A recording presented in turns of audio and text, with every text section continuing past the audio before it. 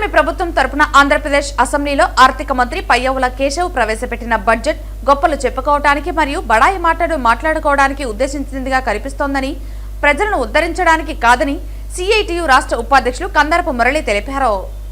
సోత్కర్ష మరియు పరనింద మాత్రమే కనిపిస్తున్నాయని ఆయన ఆరోపించారు. అప్పులు తెచ్చుకోవడానికి రాష్ట్ర స్థూల ఉత్పత్తిని పెంచి చూపడం 2017 నుంచి రాష్ట్ర అధినేతలకు అలవాటుగా మారిందని ఆయన ఎద్దేవా చేశారు. జంబోజెట్ బడ్జెట్లను ప్రవేశపెట్టి ఆదాయం లేకపోవడంతో సవరించేటప్పుడు కేటాయింపులను తగ్గించుకోవడం గత కొంతకాలంగా రాష్ట్రంలో సాధారణ విధానంగా మారిందని కందరపు మురళి విమర్శించారు.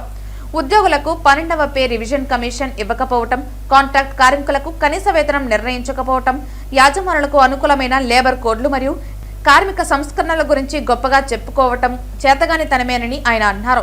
ఈ బడ్జెట్ కార్మికులు, ఉద్యోగుల హక్కులను పూర్తిగా విస్మరించిందని, ప్రజల సమస్యలకు పరిష్కారం చూపలేదని ఆయన అన్నారు.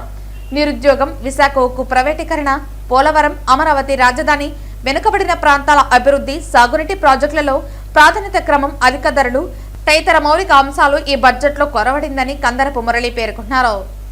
నమస్కారం.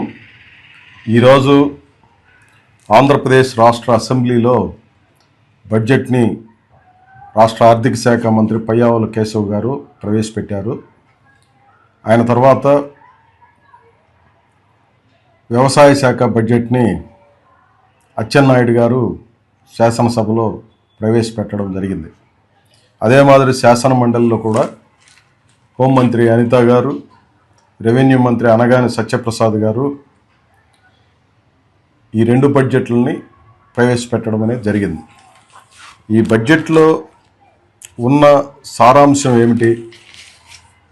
బడ్జెట్కు సంబంధించి పాలక పార్టీలు, ముఖ్యంగా కూటమి పార్టీలు చెబుతున్న దానికి ఆచరణకి పొంతన ఉందా లేదా అని చెప్పి చూసినప్పుడు బడ్జెట్ గురించి ఒక్కటే మాట మనం అనుకోవచ్చు. అదేంటనంటే సోత్కర్ష, పరనింద, బడాయి మాటలు, ఆచరణకు పొసగని కేటాయింపులు. ఇది ఒక మాటలో ఈ బడ్జెట్కి సంబంధించి చెప్పాలనంటే కనిపించేది. 3,32,205 కోట్ల రూపాయలతో భారీ జంబో బడ్జెట్ని ప్రవేశపెట్టారు. బడ్జెట్ తర్వాత బడ్జెట్కి కనీసం 10% పెంపుదలతో ఆదాయాన్ని కానీ వ్యయాన్ని కానీ పెట్టాలి అనేది ఒక ఆనవాయితీగా నడుస్తున్నటువంటిది. అంటే 3,22,000 కోట్ల రూపాయలతో గత బడ్జెట్ ఆంధ్ర రాష్ట్రంలో పెట్టారు.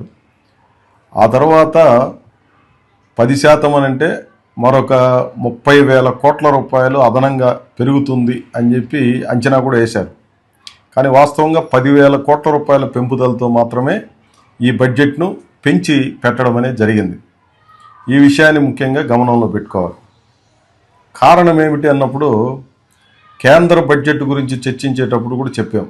ఆదాయాలు పెరగలేదు, వ్యయాలకు కేటాయింపులు, ఖర్చుకి కేటాయింపులు గతంతో పోలిక చేస్తే తగ్గాయి. 20 పథకాలు ఉంటే 17 పథకాలకి తగ్గించేశారు. ఒక పథకానికి యథాతథంగా ఉంచారు, మరో 2 పథకాలకి చాలా స్వల్పంగా పెంచారని చెప్పి గతంలో మాట్లాడుకున్నాం. ఇదే పరిస్థితి యావత్ దేశానికి కూడా వర్తిస్తుంది అని ఆ సందర్భంగా కూడా చర్చించాము. IMF వ్యాఖ్యానాలు, అదే మాదిరి ఆర్థిక సర్వే హెచ్చరికలు, వీటన్నిటిని కూడా కేంద్ర బడ్జెట్కి సంబంధించి చర్చ జరిగినప్పుడు చర్చించుకోవడం జరిగింది. పూర్తిగా దేశానికి లోబడి పరిస్థితులు రాష్ట్రాల్లో ఉంటాయి, దాంట్లో ఏమాత్రం మినహాయింపు లేదు. 2,32,000 కోట్ల రూపాయల కత్తిరింపులు జరిగాయి దేశంలో రాష్ట్రాలకి రావాల్సిన వాటాల నుంచి. ఈ విషయాన్ని కూడా గతంలో చర్చించుకున్నాం.